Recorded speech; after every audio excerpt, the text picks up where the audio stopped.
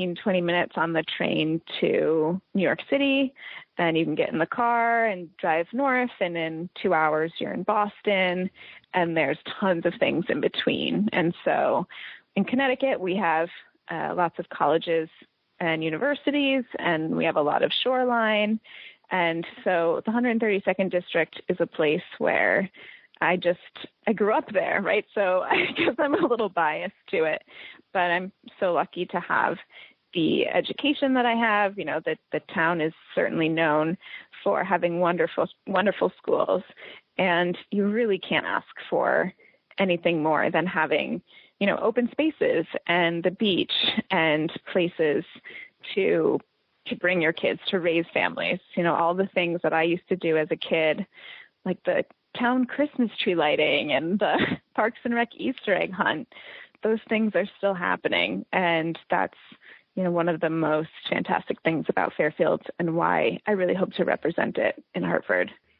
So you had mentioned the importance of getting more women running. And I know you were in the news recently because the Connecticut State Elections Enforcement Commission had responded to a question from you about whether you can use election funds for childcare, even though the FEC has said that congressional candidates can use that, and the Connecticut State Elections Enforcement Commission has said that such funds could be used for things like golf tees. They had said that you couldn't use your funds for childcare. And I was wondering if you could talk a little bit about the importance of the FEC's ruling for congressional candidates and why it's important to be able to use election funds for childcare. Sure. So I recall exactly when I read the article that came out in the Washington Post about Luba Gretchen Shirley, who is running for Congress in the 2nd District of New York. And she's the first person who challenged the FEC to say, in order for me to run, I need to be able to pay somebody to take care of my children. And we want mom to run. And these are costs that are only being incurred just because I'm running, right? It's not because I'm going out for margaritas with my friends. It's just for the sole purpose of going to events, to campaigning, to knocking on doors, to being at headquarters, to whatever it might be.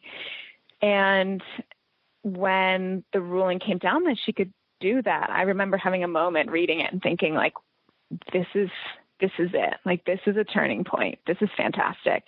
And actually I had a little bit of a fangirl moment for her. Like, good for you for being this trailblazer and throwing it out there and putting yourself in the line of fire, right? You never know how those things are going to be received. So that was in the springtime. And then over the last couple of months, a variety of states, Arkansas, Alabama, Texas, Wisconsin, have all received the same inquiry, but as from the state level, right? People running for state rep or for state senate. And they had all said yes.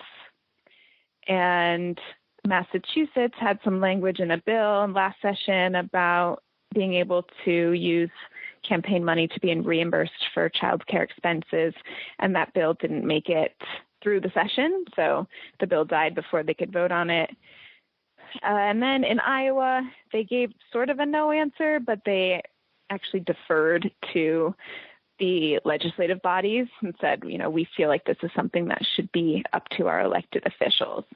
So when I asked the question, which was the last day of July, I sent the letter, and I received a opinion back that said no, that child's care was a personal expense.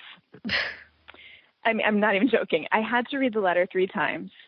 The people who were around me can vouch that my jaw was like actually on the floor as possible, particularly when there's a paragraph that says, you know, this is, we say it's a personal expense, and that's why you can't claim it as a reimbursement. And other personal expenses are, you know, a candidate's cell phone bill, or needing new tires because you're driving across the state to campaign events, or wanting to have part of your mortgage paid because you use a bedroom or a basement for your campaign headquarters, right? And there were a couple other things on the list, and I'm sitting there, and this letter is addressed personally to me, and I'm like, oh my God, they are comparing the safety and welfare of my child, my daughter, Parker, who's 3.5 now, to tires on somebody's car.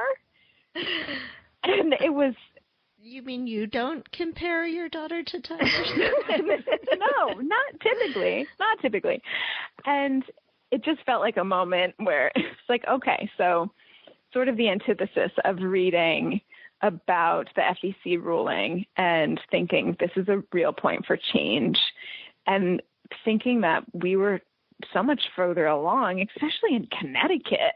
Yeah. And right, this letter that's, 3 pages, which for me, I'm a firm believer in. The more you have to write to excuse yourself, the more there's a chance that you might not be ruling on the right side.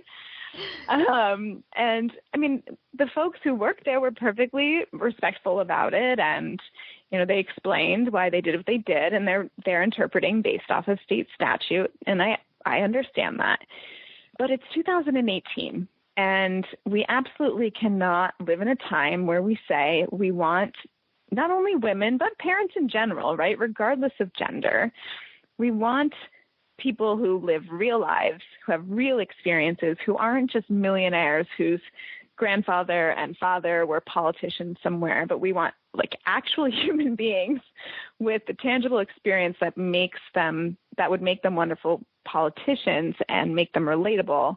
If we want these types of people to run, we have to be able to support them. And our country in general, regardless of if it's related to a campaign or related to working in New York City at a law firm or working at Target or whatever it might be, we do a really terrible job of supporting our families.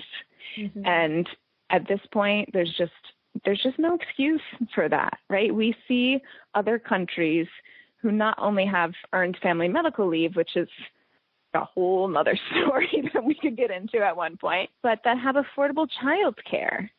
And here we are putting families in positions where they may or may not have children based on how much money they're bringing in for a salary, and does somebody stay home to be with them? And these equations that are a little bit of a buzzkill when it comes to raising a family.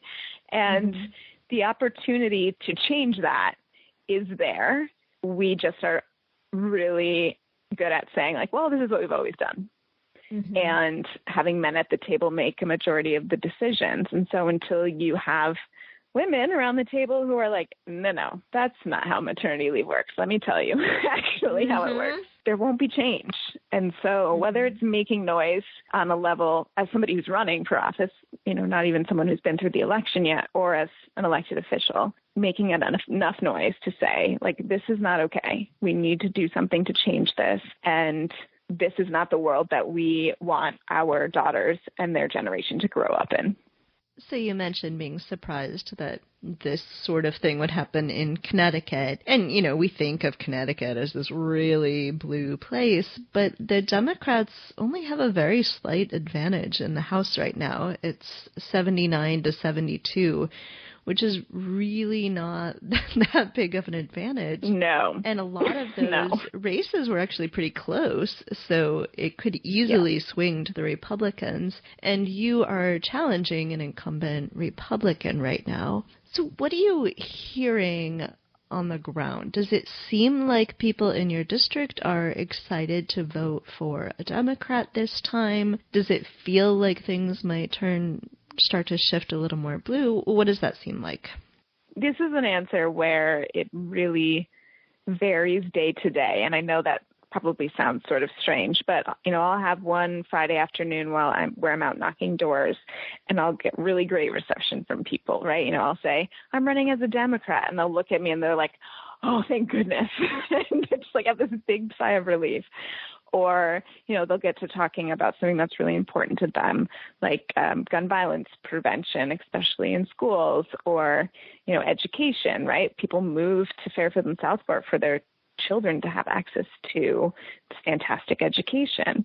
And so I can stand there at their doors and have a couple-minute conversation with them about that. And I leave feeling good, and I hope they leave feeling good.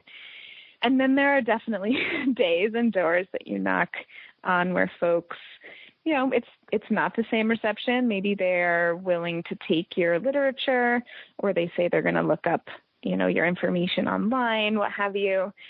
But I think there are parts of being a citizen in a place like Fairfield where it is easy to think like, okay, I take the train to New York City every day and I do whatever I do in New York, and I come home and I have a family and we have food on the table, and all these pieces of the puzzle all fall into place. And that's wonderful, right? And to grow up with that is amazing. But that's not what the world is like for everybody, for a lot of people.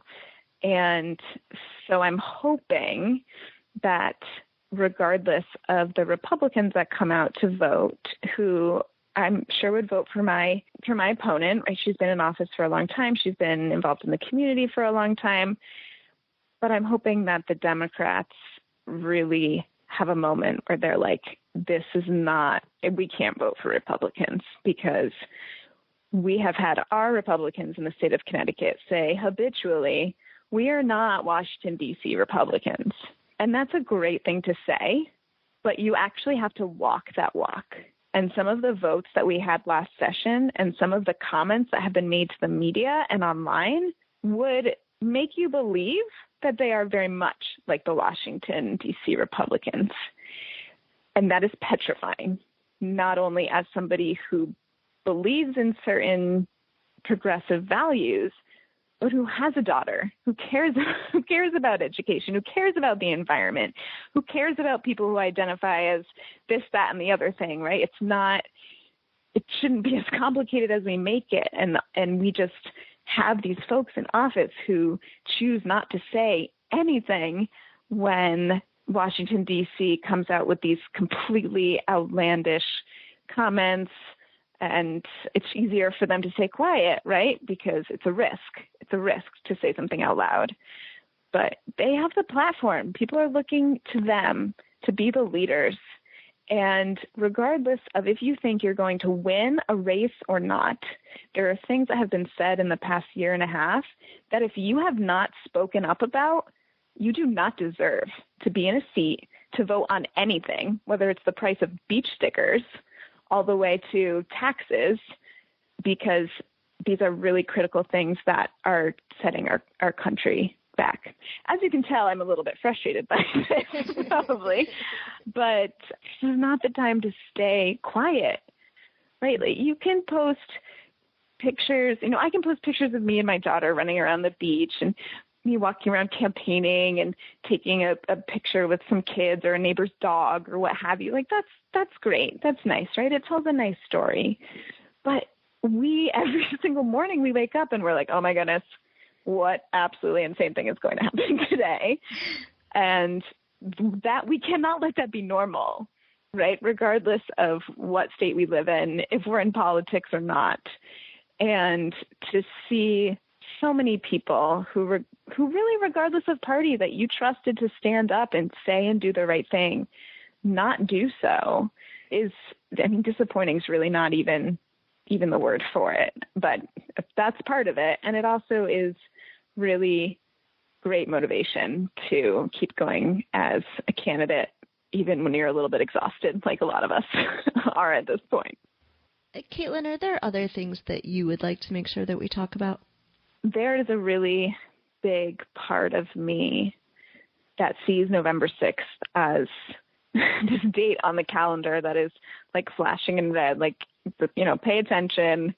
And this is it, right? We as a country, not only as communities and as states, but as a country, we are going to send certain messages on November 6th.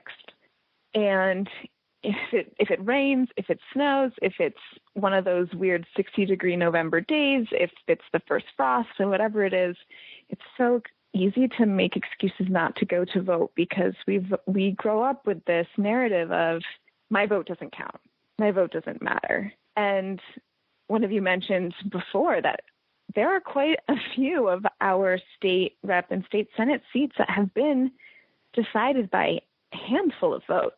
And I really, really, really hope that everyone who has the ability to vote is registered, and whether it's by absentee ballot or on